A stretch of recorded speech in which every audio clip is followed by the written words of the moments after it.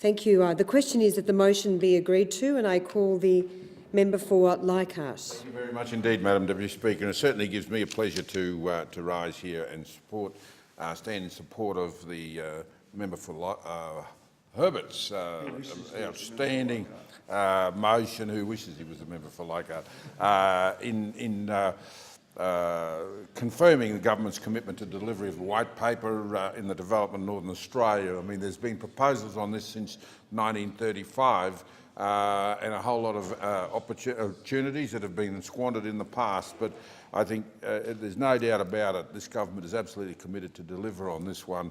The white paper, the white paper was actually due out at the end of February. Unfortunately, with a change of Queensland government, we have to wait until the Queensland Premier signs off on it because it's important that the state and territories have ownership of it. But we will certainly have the white paper out well and truly before the May budget. There's no question about that for those that may be concerned about it. I was the chair of the committee that travelled around having a look at opportunities that were there, and the opportunities are endless.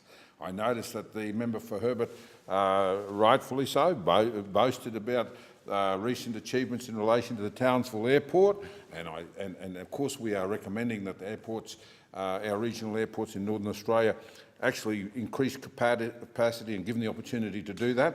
If I could just do a little bit of boasting of my own, in our humble Cairns International Airport last year, 1.3 million passengers, 4.3 million passengers. This year, expected to be over 4.6 million passengers through the airport. Not a bad achievement for a small regional airport, and certainly looking at growing.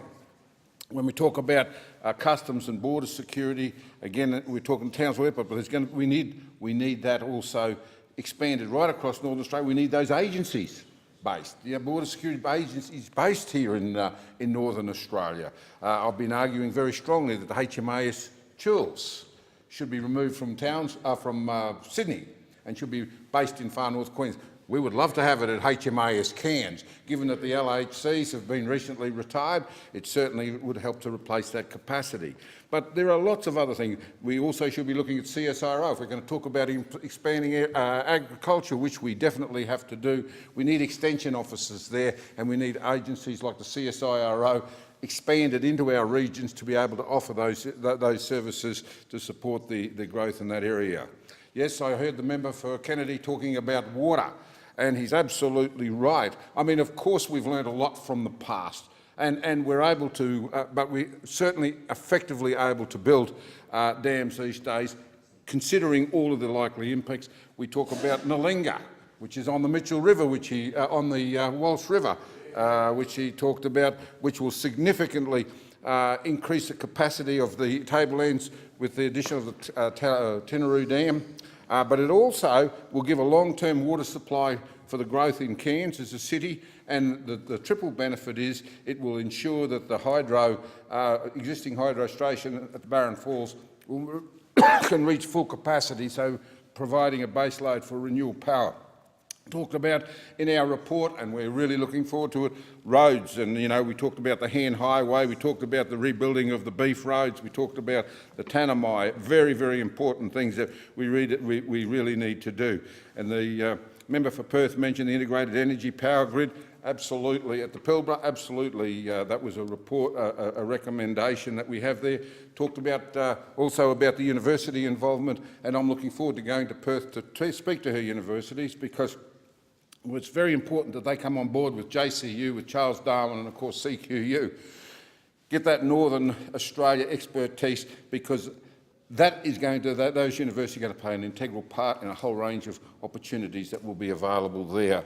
We talked about agriculture, we talked about fisheries, expanding on fisheries. Aquaculture, another one. You've got to ask the question, why is it there hasn't been a new project on the Eastern Seaboard for 13 years, and yet we've got according to CSIRO, 1.3 million hectares across Northern Australia that's suitable for agriculture, aquaculture. So there's lots of opportunities out there, Mr Deputy Speaker. We are certainly looking very much forward to capturing many of those opportunities in the white paper when it's released, in the not too distant future.